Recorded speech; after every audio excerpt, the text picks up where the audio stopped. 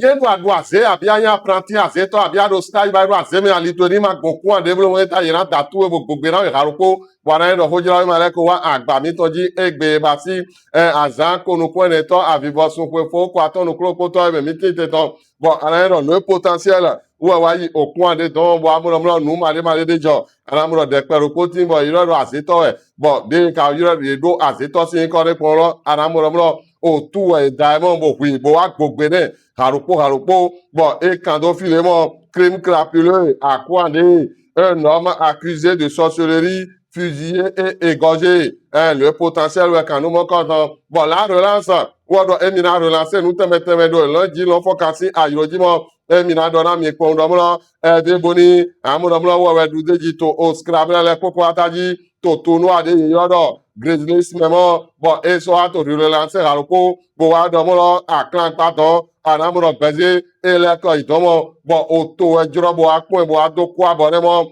bo eneleko wata la relance ro emidona relance egbe afonu matinal wo wa ndomulo matinalement wo mi na dona mi egbe afon ko ndomulo o police républicain mi do e wa ba ya konta ro komo a konta te ka anamuro mulo o dogbele to ma do kwele ayin do fi ero do ba iro do geto ere bo enu aso gbegle atike kwini re amuro ye gba wobu se bo geji supo bo wule yo metemetemele yo de solo bakun fayawo boro kunu e ahorugbe o senu le ye wule temeteme bo e kando o filemo bo e wa kando yovo gbome wiwi tondo o yo weweji opération de sécurisation du territoire national. La police républicaine fait le bilan. Anamo bilan là, anaïho le matinal et béton. Bénin intelligent. Ou on va d'autres là. SBE. Et n'ambio et oueme kamemo. Et tel qu'adier va être oueme kamé. Miude tito gloire. Et ni au courant quand daho de iro haute tension là.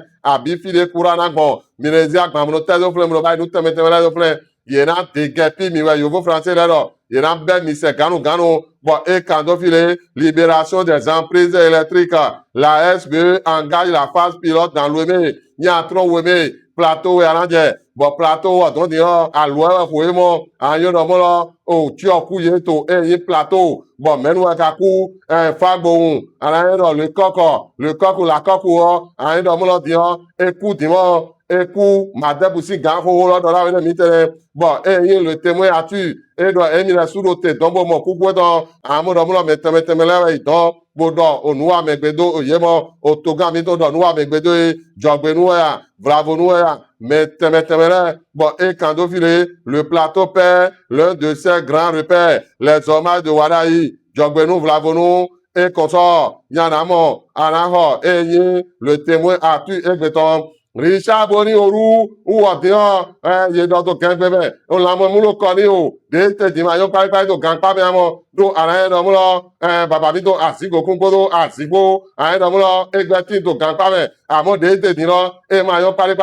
Bon matin libre, et do librement we bi na do no ne na mi to gba fonu. Wa kan yu e to do weji, bode ye Richard Boni Oru si ya do file. Richard Boni Oru dans un état critique we ya. Amulo e pe pomo état ya ma critique.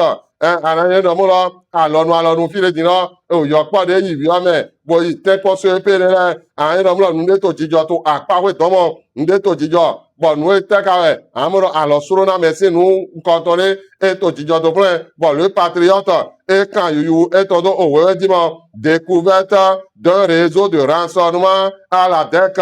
Et si c'était la partie visible de l'iceberg, un homme là, il reçoit alors mais maillot de Igbo, le patriote Egbeton, Anamo, nous mon quand on regarde même bon, et la nouvelle tribune, et voilà, nous avons cuit de l'organisation des autres examens, et nous dit donnant aucun compte de colère, affaire de corruption présumée dans l'organisation du CPE au Bénin, Mino Maïteko, reçoit alors mais et c'est quoi Bidiro? Alors, la nouvelle tribune est que ton anamo nous mon quand on y a demain. Mais nous, un carton, si c'est bien qu'on vit, donner dans le Wigledo, et il bien carré kodo, Jobenu Pogo, Anen Béninois libéré, et Douanina libéré, mais aussi portrait de Gbemon, le portrait du commanditaire et de ses motivations, acharnement de Corvi contre APT et Jobenu. Alors, le Béninois libéré, Gbemon, anamo nous mon quand on y a demain, la boussole, et de mina linia buso le mi don bonamo tino mo lo nous comme yo de vous ouais auto mi don mo Bénin post-élection le nouveau visage du pouvoir béninois ana do mo nous comme yo lo